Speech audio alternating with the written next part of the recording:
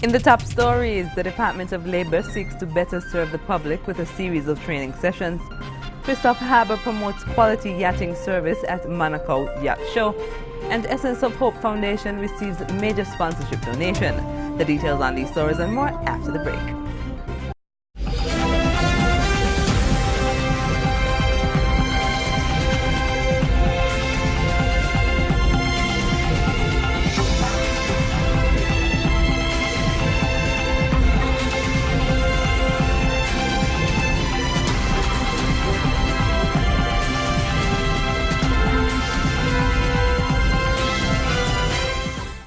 Hello and welcome to the ZIZ Channel 5 newscast. I'm Carla Berridge. Members of staff at the Department of Labor will be in a better position to assist the public following a series of training sessions to upgrade their skills and knowledge in the field. Enhancing the capacity of the labor officers and the clerical staff is a goal of the Acting Commissioner of Labor, Shernell James. Since assuming the leadership position in March 2016, James conducted a SWOT analysis of the department, focusing on strengths, weaknesses, threats, and opportunities. Based on the assessment, she has organized internal training to cover the topic of labor administration. Training began 2 weeks ago and is held every Wednesday at 2 p.m. Ms. James said 2 new labor officers and office personnel have responded well to the information. Support is being sought from the partner agencies in the Organization of Eastern Caribbean States, OECS, and the International Labour Organization, ILO, to assist in these initiatives. The high level of exposure provided at the 26th edition of the Monaco Yacht Show has been lauded by the Federation's attendees. During the period 28 September to 1st October, over 34,000 participants from around the world, including those from St. Kitts and Nevis, celebrated the best that super yachts have to offer. According to organizers of the event, the show attracted private yacht owners, future buyers of yachts, and decision makers from leading companies in the yachting and luxury sectors. Representing St. Kitts and Nevis was a private and public sector team drawn from the Nevis Tourism Authority, NTA, Christoph Haber, and the U-Lounge. The show featured over 580 exhibiting countries, designers, and manufacturers. It was an event where yachting business and promotional activities were conducted, and St. Kitts and Nevis's team promoted the Federation's developing yachting industry. The show was held at Port Hercules, Monaco, in the Mediterranean. The insurance company of the West Indies, ICWI, has once again partnered with the Essence of Hope Breast Cancer Foundation in sponsoring the Walk for the Cure Race for Life fundraising event. At a brief handing over ceremony, branch manager of ICWI, Marsha Clayton, handed over a check for $12,500 to the president of the foundation, Pamela Armstrong. Clayton said ICWI acknowledges the importance of the work of the Essence of Hope Foundation and is pleased to partner with them again this year. The fight against cancer is one that requires the support of all nationals of St. Kitts and Nevis. Cancer, as we know, does not discriminate. It attacks all groups. This is why the work of Essence of Hope Breast Cancer Foundation is so important. And this is precisely why the insurance company of the West Indies, ICWI, is committed to support the activities of the foundation as it delivers assistance to women who have fallen victim of the horrific disease. Speaking on behalf of the foundation, Pamela Armstrong thanked ICWI for its continued support of the foundation. I want to say thank you to ICWI once again for coming on board and being the title sponsor this year of our Walk for the Cause Race for Life Walkathon. Thank you so much, and we look forward for having you on board for the years to come. Thank you.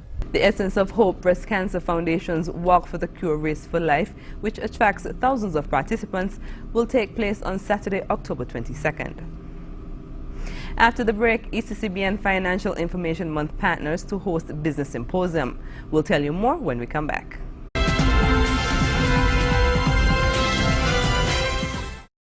The The Eastern Caribbean Central Bank, ECCB, in collaboration with its Financial Information Month partners, is gearing up to host the 6th Business Symposium and Innovation Forum.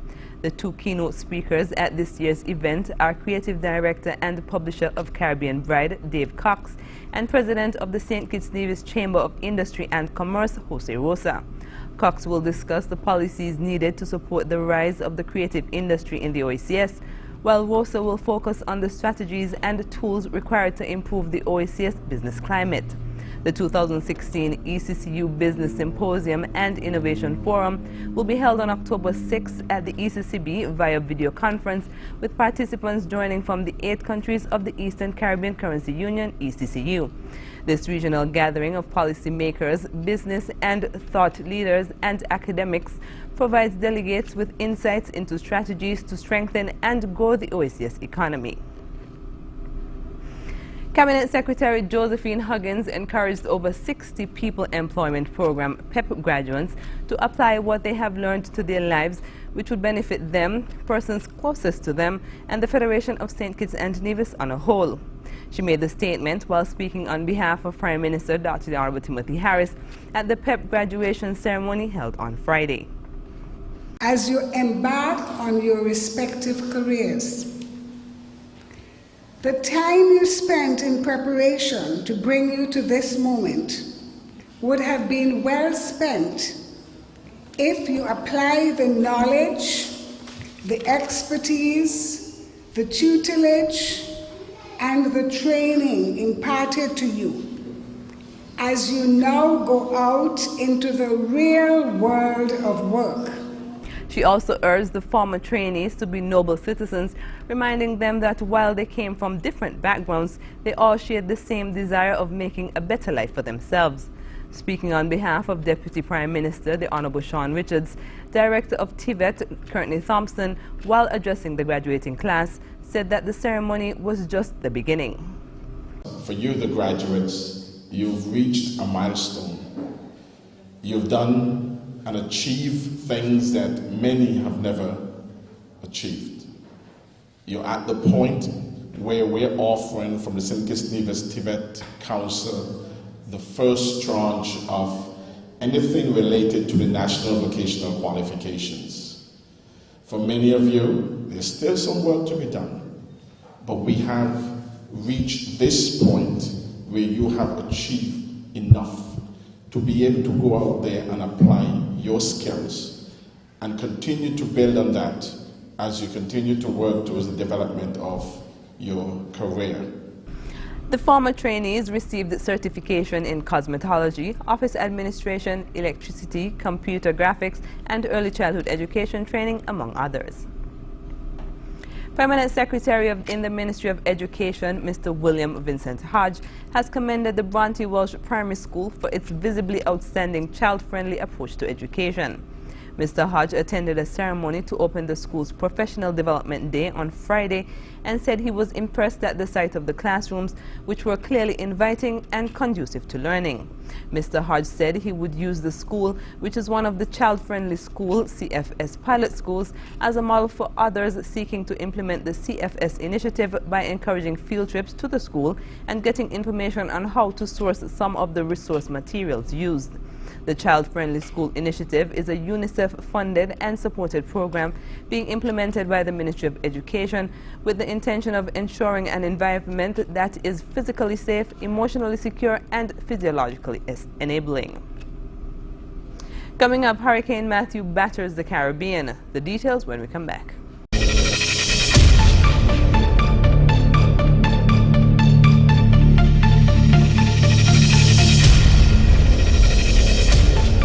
The most powerful Atlantic storm in almost a decade is making its way across Haiti, bringing with it winds of up to 230 kilometers per hour. More in this report.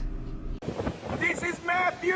High winds, rain and a storm surge is now battering Haiti's southern coast as Hurricane Matthew made landfall on Tuesday. It's being described as one of the most dangerous storms in a decade.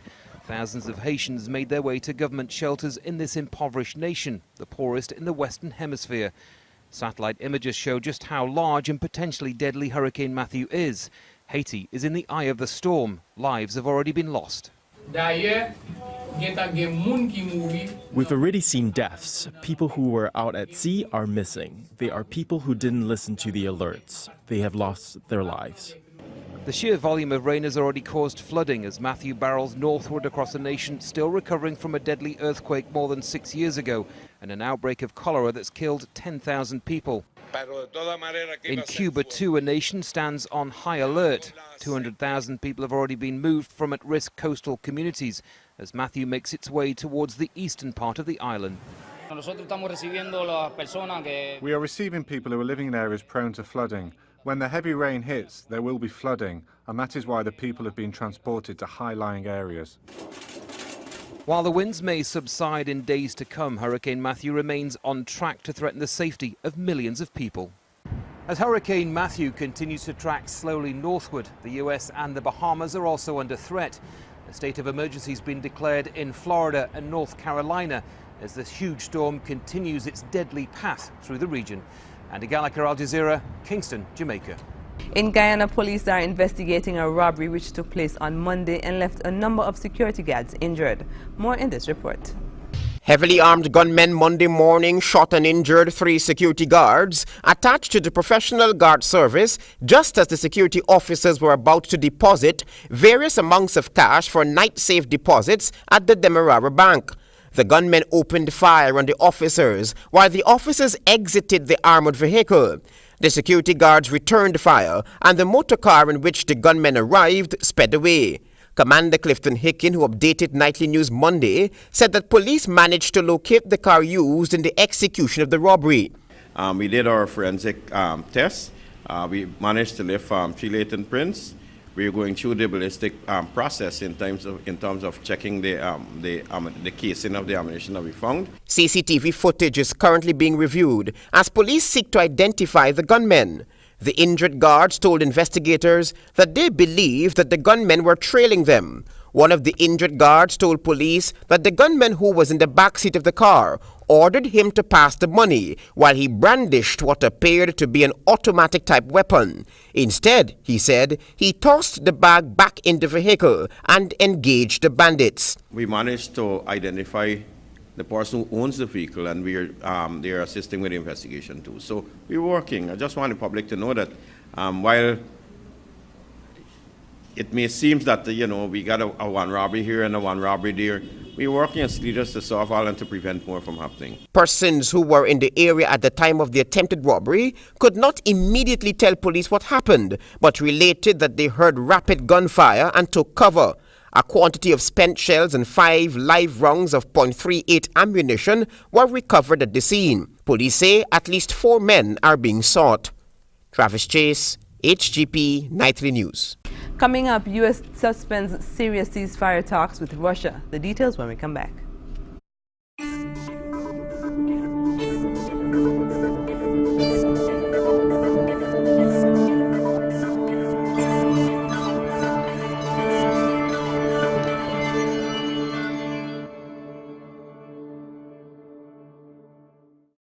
The U.S. has walked away from months of bilateral efforts to end the war in Syria, blaming Moscow for not upholding a ceasefire agreement.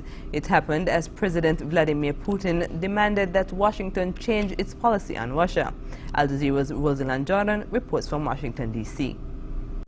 It was supposed to be the diplomatic breakthrough that would impose a ceasefire in Syria and bring badly needed aid to the people. More than 3 weeks later, the deal is dead, because the U.S. says Russia didn't bargain in good faith.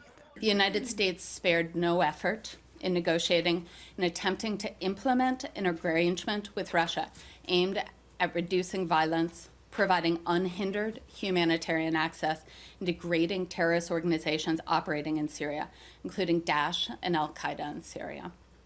Unfortunately, Russia failed to live up to its own commitments.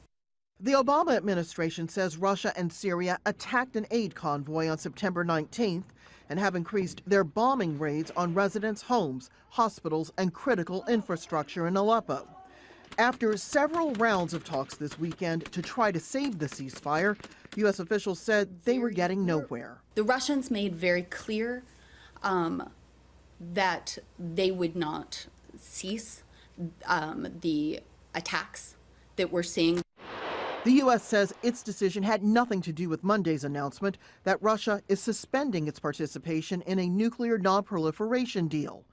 Moscow accuses Washington of violating the 2010 deal, citing what it calls, quote, the emergence of a threat to strategic stability as a result of unfriendly moves of the USA as regards the Russian Federation and the inability of the U.S. to ensure fulfillment of the obligations on the disposal of redundant war-grade plutonium compliant to international agreements. Experts say that on this point, Russia is right. You can store them, but they can be stolen maybe, or something can happen to them. They're highly toxic. It's a nasty thing. In light of the Obama administration's failed efforts to prevent Moscow from meddling in Ukraine, and in light of the diplomatic failure in Syria, it may be unlikely to expect Vladimir Putin to recommit to the non-proliferation agreement. Rosalind Jordan, Al Jazeera, Washington.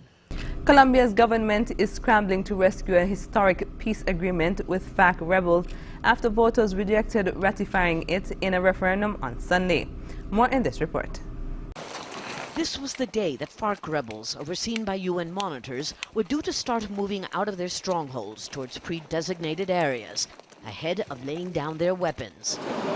But that, like the historic peace accord signed last week, is off. And uncertainty is now the only way to describe the future of peace in Colombia. Things are very complicated now. Nothing is clear. But after the referendum, I see no future in more negotiations. Just hours before he was expected to return to Havana to attempt to renegotiate the peace deal, government chief negotiator Humberto de la Calle offered his resignation. FARC leaders in Havana say they are open to fixing the narrowly rejected peace accord. But insiders say that could take 6 months or even years, especially since prison terms for chief FARC commanders seem to be one of the non-negotiable points for those who voted against the original accord. It is very difficult for FARC to agree to go to jail or renounce participating in politics. But if they do renegotiate, they'll come up with new demands, which means a whole new negotiating agenda. That could take years.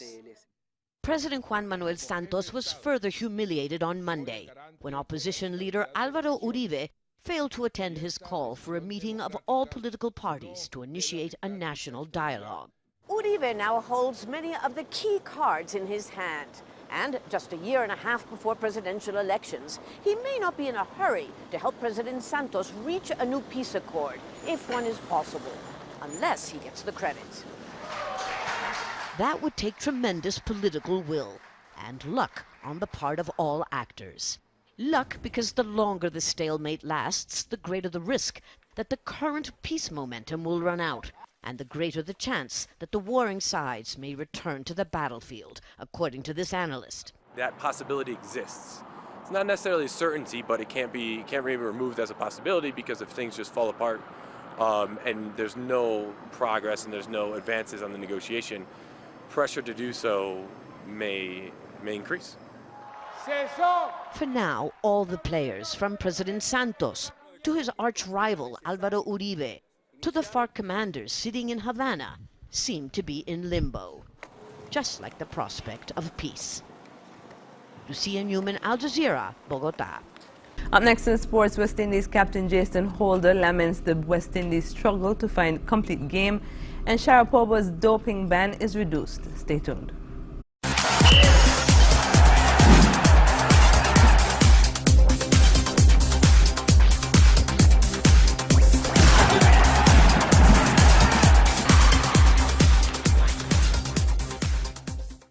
Captain Jason Holder has welcomed the improvement shown by his batsmen, but said West Indies were still searching for the complete game after going down by 59 runs in the second one-day international in Jamaica on Sunday.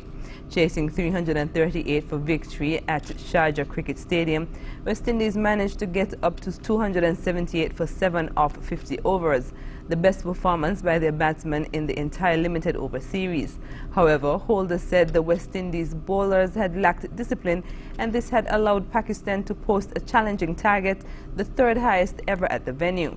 The defeat was the fifth straight on tour for the hapless West Indies, following on their 3-0 whitewash at the preceding T20 series, and with the final ODI set for Wednesday in Abu Dhabi, Holder said there will still be positives to draw from. On Tuesday, former world #1 tennis player Maria Sharapova had her 2-year doping ban reduced to 9 months by the Court of Arbitration for Sport. But if I was ever going to announce my retirement, it would probably not be in a downtown Los Angeles hotel with this fairly ugly carpet. Former world #1 tennis player Maria Sharapova had her 2-year doping ban reduced by 9 months by the Court of Arbitration for Sport on Tuesday. Switzerland-based CAS said in a statement, an arbitration panel, quote, found that Ms. Sharapova committed an anti-doping rule violation and that while it was with no significant fault, she bore some degree of fault for which a sanction of 15 months is appropriate, close quote. The ban took effect from January 26, 2016. Following a positive test for the banned drug meldonium during January's Australian Open, 5-time Grand Slam winner Sharapova was banned by the International Tennis Federation in June. NBA star LeBron James and Cleveland Cavaliers owner Dan Gilbert are at odds over the ongoing presidential campaign. Here's more. Tensions are rising between NBA star LeBron James and Cleveland Cavaliers owner Dan Gilbert. James is a vocal supporter of both the Black Lives Matter movement and the Hillary Clinton campaign. He stands in stark contrast to Gilbert, a major GOP donor. While Gilbert has not publicly endorsed Donald Trump, he's allowed the campaign to host fundraising events at many of his properties, including the Republican National Convention, which was held at the Cavaliers Quicken Loans Arena. LeBron James, who recently published an impassioned endorsement of Hillary Clinton, once curtly described Gilbert as the owner of the team. When we come back, we'll have another look at the stories that made the headlines.